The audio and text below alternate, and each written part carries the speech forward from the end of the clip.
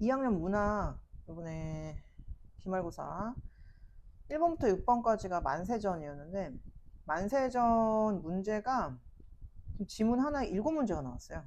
꽤 문제를 좀 많이 출제를 한 거지. 1번 문제는 서술상 특징이야. 이 작품의 서술상 특징이 1인칭 주인공 시점이었어. 근데 지금 이 문제는 1인称 주인공 시점이냐 뭐 전지적 시점이냐 이런 걸 물어보는 문제가 아니야. 장면에서 이런 부분이 있는지, 이런 해학적 어조를 통해서 비판적 태도를 드러낸 부분이 있는지, 감각적 표현 뭐 이런 부분이 있는지 근거를 찾아서 문제를 해결해야 하는 문제였어. 이번 문제는 내용일치 문제. 지금 1번부터 7번까지 문제가 막 엄청 수월하게 그냥 풀리는 문제가 한 문제도 없어요. 다 하나하나 확인을 했어야 문제를 적절하게 정확하게 맞출 수 있었어. 근데 우리 친구들이 그런 연습이 좀 안 돼 있거나 하나하나 내용 파악을 꼼꼼하게 확인하지 않으면 이번에 내용 파악 문제도 틀릴 수밖에 없어. 3번 문제는 공간의 이동에 따라서 이 주인공의 인물의 내면 인식이 변화되어가는 그런 특징인 작품이잖아. 4번 문제는 4번 문제도 까다로운 문제지. 이 문제를 그냥 막 슬쩍 보고 풀 수는 없었을 거야. 근데 정확한 오답의 근거는 있다. 자, 그리고 5번 문제가 좀 별표지. 5번 문제. 이런 문제 유형은 문학 시험이라면 어떤 학교든 다 대부분 나오는 문제 유형이잖아. 무덤. 우리는 이 만세전에서 무덤이란 이 단어가 의미하는 어떤 상징적인 의미를 다 알고는 있어. 근데 이 무덤이라는 이 단어가 인물이 인식하는 어떤 인식 때문에 이 현실을 무덤이라고 표현했는지 우리는 다 알고 있단 말이야. 근데 1, 2, 3, 4, 5번의 선지를 보면 살짝 이제 어떤 좀 깊이 있게 해석을 하지 못하면 1, 2, 3, 4, 5번 이 선지를 정확하게 이해하기가 힘들지. 왜냐면 지금 김수영의 사령 되게 몇 줄 안 나왔지. 여기서 조금 더 1번에서 선지를 좀 길게, 김수영의 사령의 내용을 조금 더 길게 써줬다면 오히려 조금 쉬웠을 텐데 요만큼 써줬어. 2번도 마찬가지. 근데 선생님이 항상 얘기했었잖아. 우리 선생님이 이 작가를 좀 기억할 필요가 있다 그랬지. 김수영. 이 작가 어떤 시기에 어떤 시대의 작가야? 독재정권. 김수영의 눈 이런 거 우리 했던 친구들 많이 있을 거야. 풀이라든가 폭포라든가 이런 김수영이라는 작가 좀 제발 기억하라고 선생님 수업 시간에 굉장히 많이 얘기했어요. 왜? 그 시대적인 상황하고 사실 김수영이 얘기하는 작품은 사실 주제가 하나거든. 정해져 있거든. 그래서 김수영이라는 이 작가를 기억했다면 작품의 어떤 맥락을 좀 빠르게 캐치할 수 있었을 텐데 그런 거 없이 그냥 정확한 시적 상황을 확인하지 못했다면 물론 당연히 헷갈릴 수 있는 여지가 있었다. 6번. 이 3번 문제하고 6번 문제는 사실 지문을 확인하지 않아도 이 1, 2, 3, 4, 5번의 선지 정확하게 아닌 내용이 있긴 있었어. 7번 문제 좀 까다로운 문제라고 봐. 자, 1번 문제부터 볼게요. 서술상 특징인데 이 작품 만세전의 서술상 특징은 1인칭 주인공 시점이죠. 근데 지금 이 1번 문제는 1인칭 주인공 시점이냐 전적 시점이냐 그거를 물어본다기보다는 이 제시된 지문에 그 어떤 장면, 네, 이런 1번 같은 이런 부분이 있냐, 2번 같은 부분이 있냐, 3번 같이 얘기하는 이런 부분이 이 제시된 지문에서 찾을 수 있냐, 이런 걸 물어보는 문제였어. 답은 그냥 4번인데 감각적 표현이라는 건 시각, 청각, 촉각, 후각, 미각이야. 시각, 청각, 촉각, 후각, 미각 중에 하나만 들어가도 감각적 표현이 사용되었다라고 얘기할 수 있잖아. 근데 여기 지금 가방 검사하는 부분 바삭바삭 종이짝 구기는 소리밖에 나에게 들리지 않았다. 청각.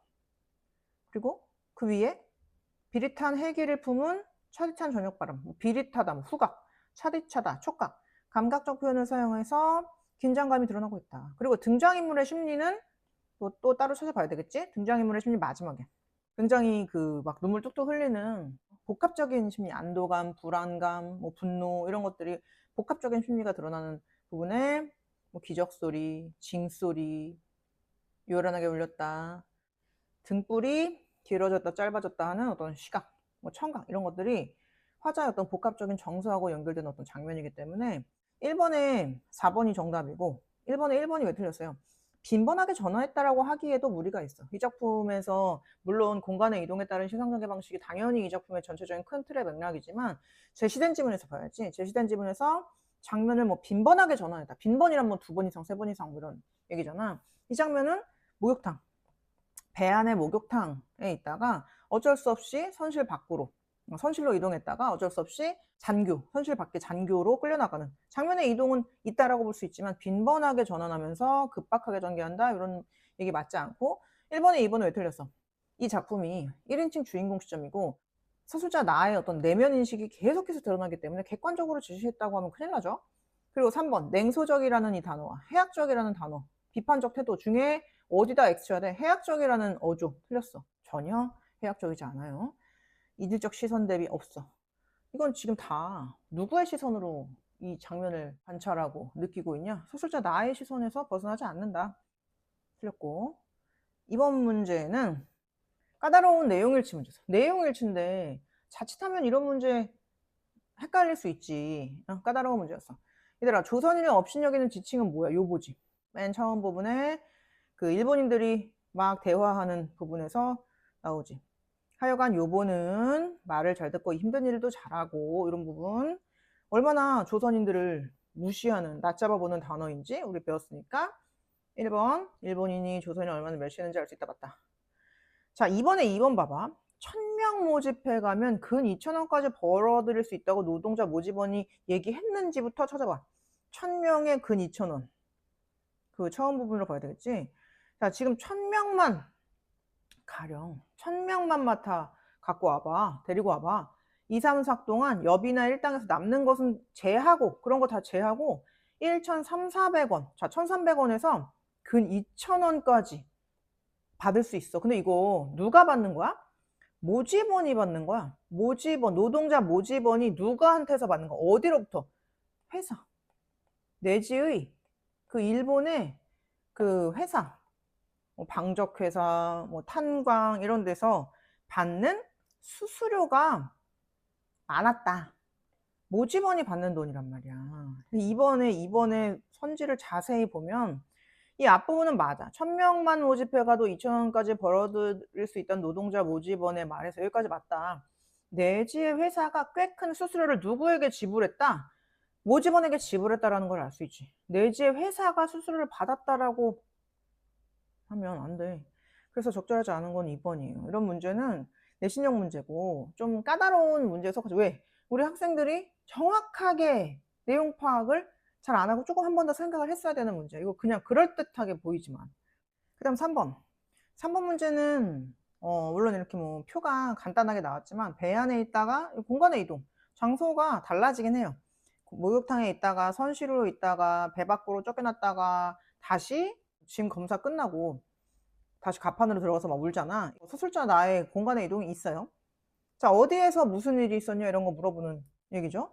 상황 1에서 배 안의 목욕탕에서 일본인 3명의 어떤 대화를 듣고 새로운 인식을 하고 심리적 갈등을 어떤 갈등을 겪게 된다라고 봐야 돼. 현실에 대해서 아무것도 몰랐던 자기 자신에 대해서 막 반성하잖아. 그리고 심리적 갈등 어떤 갈등이야? 여기서 찾아보세요. 자, 이 부분이지. 이 부분이 내가 느낀 어떤 현실 인식에 대한 스스로의 반성과 성찰이잖아. 그러니까 이런 거지. 어디야? 의문과 불안이야. 이게 내적 갈등이잖아. 이로부터 내가 하려는 나 지금 얘 일본에서 문학 공부하는 대학생이잖아.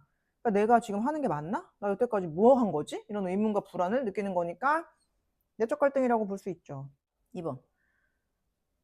상황 1에서 들은 이야기. 어떤 이야기? 조선인들을 막 팔아넘기는 그 이야기를 통해서 시에 관한 생각이 바뀌어. 그치? 내가 썼던 시는 어떤 시야? 관념적이고 낭만적인 시를 썼었구나. 난 정말 아무것도 몰랐던 책상 도련님이었구나. 그래서 전공한 학문에 대한 의구심. 이게 지금 1번하고 2번이 지금 똑같은 얘기를 그냥 말만 바꿔놓은 거지. 심리적 갈등을 겪게 되는 게 내가 전공한 학문에 대한 의구심. 이게 뭐야? 의문과 불안이라는 단어. 이게 의구심이죠. 이게 회의적이고 심리적 갈등이라고 얘기할 수 있는 거죠. 3번은 왜 틀렸니? 3번은 학생복에 망토 들은 자에게 연민을 느끼는 건 그 형사의 태도가 막 불쌍한 척하고 막 헤헤거리고 막 그런 어떤 태도에 따른 연민이었어. 처음에는 화가 확 났다가 그 형사가 갑자기 태도를 바꿔가지고 막 이렇게 이 부분 갑자기 이 언사와 태도가 풀해지고 공손해지는 걸 보고 가엾은 생각이 드는 거잖아. 내가 모멸감이 막 화가 나다가 역설적으로 연민이 든 게 아니라 이 인물의 태도가 바뀌었기 때문에 내가 거기에 따라서 생각이 바뀐 거예요. 모멸감의 심화에 따른 역설적 상황, 이런 얘기는 절대 맞지 않아. 4번 긴장감, 초조, 불안, 안도감. 그치? 얘가 지금 왜 막 불안해, 막 그게 바라니? 배 놓칠까 봐. 나 빨리 가야 되는데 얘네가 지금 막 가방 검사한다고. 아무것도 없는데. 그러다 마지막에 배 안으로 들어오면서 여러 가지 감정을 느끼면서 눈물을 흘리는데 그 감정에는 안도감도 있었어요. 그리고 분노와 고독과 무력감도 다 같이 있었기 때문에 안도감, 분노, 고독, 무력감이라는 이 단어는 마지막 장면에서 다 맞는 얘기야. 자습서에 그대로 나와 있지. 4번 문제는 얘들아 좀 너네가 이 문제 틀린 친구들이 있을 거야. 근데 틀린 이유가 좀 어처구니 없게 틀린 걸 거야. 얘들아 이거 다 맞아. 맨 처음에 1, 2, 3, 4번 이거 다 지문에 나오는 얘기야. 매우 흔쾌히 허락하는, 처음에 보고 나중에 보내줄게. 그럴 때 얘가 뭐라 그래? 내가 막 시간이 없으니까 언하에 쾌락하였다 이런 얘기 나오지. 한마디로 한 단어로 오케이 오케이 했다라는 얘기야. 왜? 나 지금 빨리 가야 되니까. 알았어 알았어 가져가. 왜? 얘는 거리 뛸 게 없잖아. 얘는 독립운동한 애가 아니잖아. 그러니까 매우 흔쾌히 허락하는 표정 맞다. 2번도 맞지. 나와 대화를 하면 그 학생복에 망토를 두른 형사가 그 조선인이잖아. 일본인인 척하는 조선인임이 들통날까봐 염려하는 태도로 웃는다. 이거 아까 그 읽었던 부분에 있지. 탈로나 되지 않을까 염려가 있어서 점점 공손해지고 계속 빙글빙글 웃는 그 얼굴에는 어색한 빛이 역력히 보였다. 그러니까 2번도 맞다. 내용 파악이야. 3번도 맞죠. 오 옳지 옳지 했더니 오 기분 좋아가지고 너무 막 기뻐가지고 나의 자신의 견문이 넓다고 스스로 믿으며, 이 부분도 나와있지. 옳지 옳지 하며 들어주는 옆에 사람이 막 추임새 넣으니까 자기의 견문에 자기도 만족하다는 듯이 깔깔 웃었다. 즐거워하는 표정? 맞는 얘기지. 4번 인간계를 떠나서 지금 얘가 현타가 확 온 거잖아. 지금 가방검사 당하고 잘못한 것도 없이 충격받은 표정, 최대한 고독하고 불행한 존재처럼 연기하래. 그래서 인간계를 떠나 방랑자의 몸이 된 것 같이 어떤 평화로운 가정의 대문을 저 불빛은 되게 행복한 사람들을 비치고 있는 게 아닐까? 나는 겁나 불행한데. 그래서 막 슬픔, 막 혼돈하고 혼돈스럽고 화가 나고 복합적인 감정을 굉장히 최대한 불행한, 지금 이게 나라를 잃은 어떤 그 서러움과 슬픔과 한탄스러운 굉장히 불행한 존재가 된 것처럼 느낀 거니까 4번도 맞아. 얘들아 5번 자, 주변 소리도 들리지 않을 만큼 집중하고 있는 거 이거 맞거든? 어디 나왔어?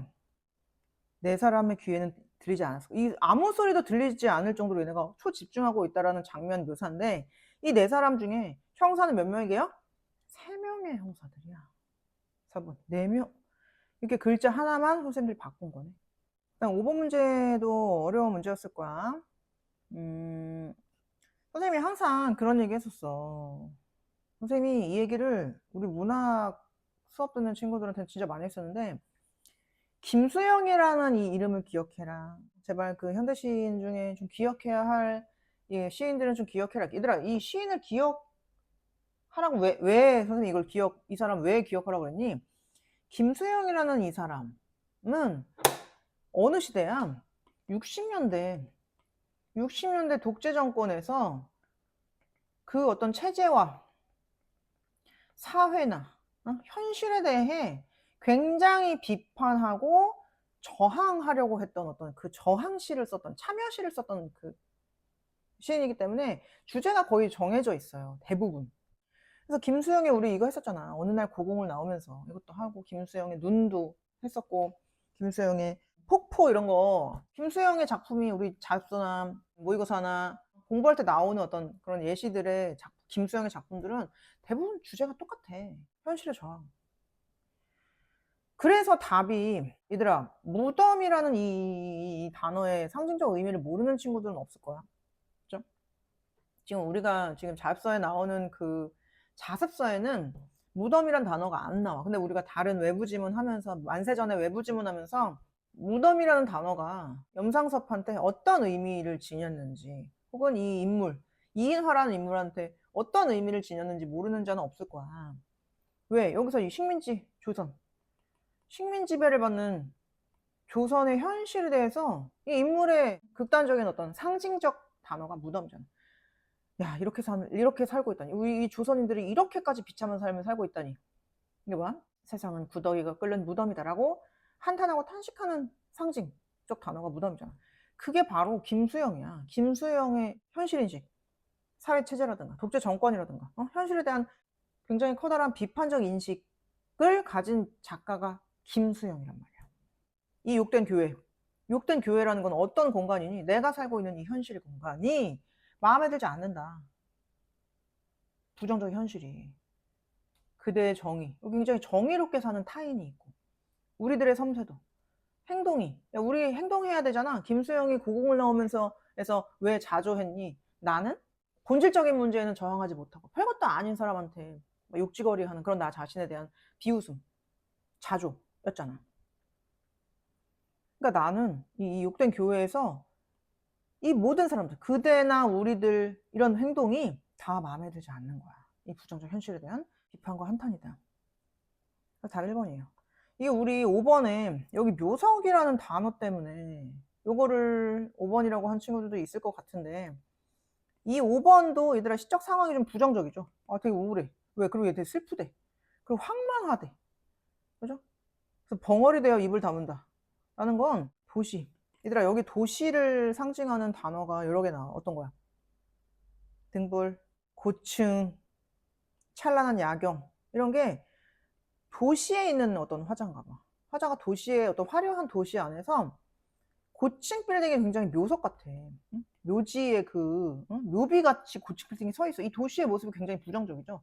현대 도시에 대한 어떤 부정적 인식, 슬픈 인식. 화자가 뭐 슬픈 인식. 이게 근데 사회적인 체제, 사회 현실에 대한 어떤 독재 정권이라든가 일제강점기에 대한 사회 현실에 대한 어떤 비판이 아니기 때문에 5번은 적절하지 않단 말이에요. 2번도 우리 기출문제 풀면서 했어. 내 가슴에 독을 찼다라는 건 뭐라 그랬니, 선생님이? 독은 화자의 어떤 굳건한 의지를 의미해. 그래서 내 가슴에 독을 찬지 오래돼. 나는 되게 의지가 뿜뿜이야. 근데 아직 아무도 해한 일 없는 새로 뽑은 독 뽑아. 아무도 건드리지 않은 새로 뽑은 독이라는 건 내 의지가 굉장히 깨끗하고 순수한 의지가 내 마음에 막 뿜뿜 가득 차 있다라는 얘기야. 그러니까 이게 무덤하고 연결되는 내용 부분이 아니란 말이야. 근데 친구는 그만하라고 말린대. 2번의 내용은 의지적 태도에 대한 얘기니까 무덤하고 연결되지 않는다. 3번은 그냥, 얘들아 3번 봐봐. 이건 그냥 사랑하는 사람과의 이별을 한 후에 누워서 지냈대. 뭐 이건 물론 반어적, 편히 지냈다는 건 반어적 표현이긴 하지만 너무 힘들어서 아무것도 하지 않은 무기력한, 이별하고 나면 무기력한 화자의 정서를 드러내기 때문에 무덤이랑 연결되지 않는다. 4번은 이 집구석이 어떤 집구석? 마을에서 되게 손가락질하는 흉가로 불리는 되게 부정적인 집인가 봐. 근데 이 집에 살았다는 사람들, 과거의 사람들은, 백성들은 대대손손 물려줄 아무것도 역사적으로 아무 어떤 귀한 보물 같은 것도 없었대. 이것도 어떤 시대 현실에 대한 어떤 비판적인 어떤 태도는 아니에요. 그러니까 가장 적절한 것은 무덤이라고 여기는 화자의 현실 인식은 1번이죠. 6번은 쉬우니까 넘어갈게요. 얘들아 지금 문제가 만세전 하나에서 7문제가 나왔어. 근데 한 문제 한 문제도 쉽게 그냥 확 풀리는 문제가 아마 없었을 거예요. 그러니까 학생들이 굉장히 어렵게 느낄 수밖에 없겠지. 다시 한번 보세요. 지금 내신형 문제가 어떤 식으로 까다롭게, 어떤 식으로 굉장히 뭐 치사하게, 우리 친구들은 되게 치사하다 이렇게 생각하겠지만 어쩔 수 없어. 우리 이거 4명의 형사들이 아니란 말이야. 이거는 빼도 박도 못할 어떤 정확한 오답이라고. 정확한 오답이 여기 대놓고 있는데 이거 제대로 생각하지 않아가지고 틀리면 너무 억울하잖아요. 그죠?